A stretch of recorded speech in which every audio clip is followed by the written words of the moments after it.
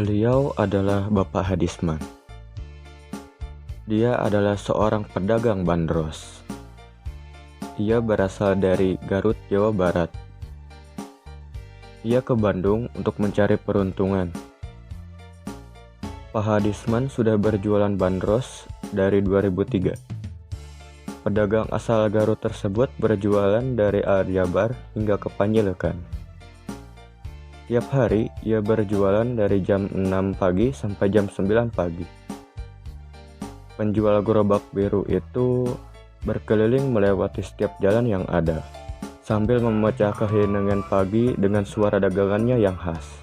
Ketika ia berhasil menjual kuenya, ia akan langsung mengisi kembali wajannya dengan adonan tepung beras dan parutan kelapa yang ia bawa, sehingga ia bisa memasak bandros tersebut sambil berkeliling, agar ia bisa langsung menyajikan dagangan ke pembeli berikutnya.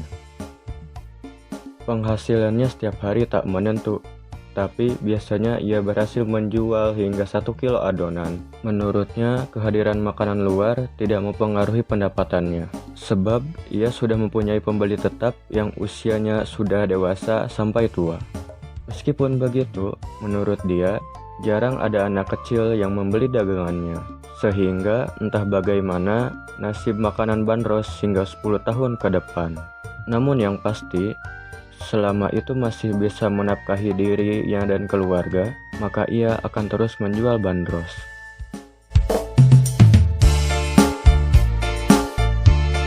Tidak jauh dari pedagang bandros tadi ada Bapak Ade.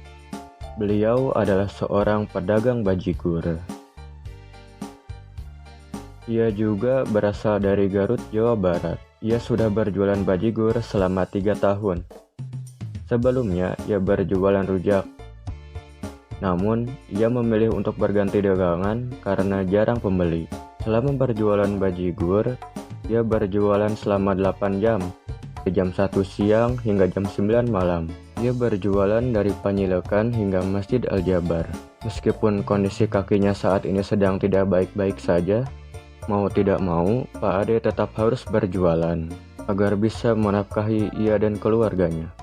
Selain itu, ia pun harus bisa menjaga agar bajigurnya tidak sampai rusak. Sebab jika sampai santan yang terdapat pada air gula aren itu pecah, maka akan membuat minumannya asam dan tidak layak jual. Selain menjual bajigur, ia juga menjual minuman dan jajanan lain, seperti bandrek, singkung, ubi, combro, dan lainnya, sebagai teman santapan ketika menikmati bajigur. Setiap barang dagangannya laku, Pak Ade akan mengisi ulang dagangannya lagi dengan yang ia bawa di gerobak atau peti gerobaknya.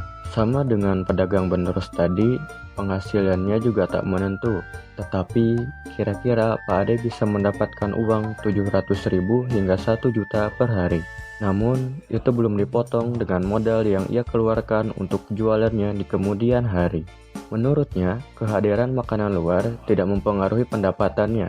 Ia menjadikan makanan luar sebagai pilihan yang baru bagi konsumen, dan dagangannya salah satu pilihan bagi makanan tradisional, sehingga ia tidak khawatir akan kehilangan pelanggan. Selain itu, pelanggan bajigurnya terdiri dari anak-anak hingga dewasa, sehingga selain pendapatannya masih aman, pedagang bajigur juga jumlahnya tetap atau bahkan bertambah.